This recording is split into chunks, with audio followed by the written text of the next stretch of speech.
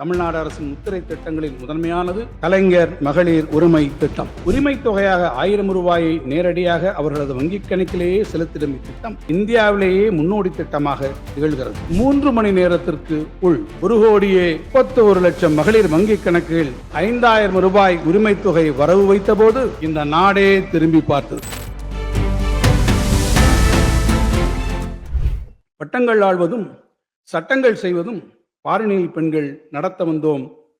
மகாகவி பாரதியின் பெருங்கனவை நனவாக்கி மகளிரின் வாழ்வை மேம்படுத்திட, அவர்தம் மாண்பை போற்றிட, அவர்களின் நலன் காத்திட, மகளிரை தொழில் முனைவோராக உயர்த்திட பல முன்னோடி திட்டங்களை இந்த அரசு செயல்படுத்தி வருகிறது. தமிழ்நாடு அரசின் முத்திரை திட்டங்களில் முதன்மையானது கலைஞர் மகளிர் உரிமை திட்டம்.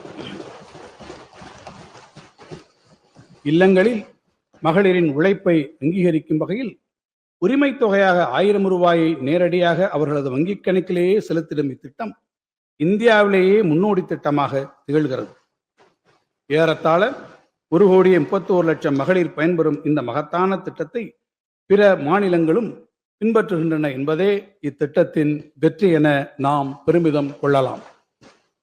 நாடே போற்றும் இந்த மகத்தான திட்டத்தின் பலன்கள் எதிர்வரும் மாதங்களிலும் தடையின்றி 1,31,00,000 பயனாளிகளுக்கும் கிடைத்திடும் வகையில் அண்மையில் பிப்ரவரி, மார்ச் மற்றும் ஏப்ரல் மாதங்களுக்கான உரிமை தொகை 3000 ரூபாயும் கூடவே கோடைகால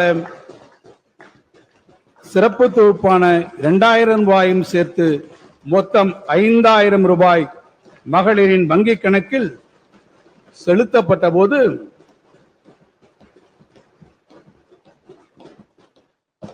தமிழ்நாடே இன்ப அதிர்ச்சியில் உறைந்து போனது. கடந்த வெள்ளிக்கிழமையன்று வைகறை பொழுதில் கதிரவன் உதித்து தன் பயணத்தை தொடங்கிய அதே வேளையில் ஆரம்பித்து 3 மணி நேரத்திற்கு உள் 1,31,00,000 மகளிர் வங்கிக் கணக்குகளில் 5000 ரூபாய் உரிமை தொகை வரவு வைத்த போது இந்த நாடே திரும்பி பார்த்தது. மக்கள் மகிழ்ச்சி கடலில் திளைத்தனர். எதிர்காலத்தில் வரக்கூடிய தடைகளையும் நிகழ்நேரத்தில் கணித்து அவற்றையெல்லாம் தகர்த்து தன் குடிமக்களை காத்திடும் ஓர் உன்னத தலைவரை பெற்றது தமிழ்நாட்டின் நல்வாய்ப்பு.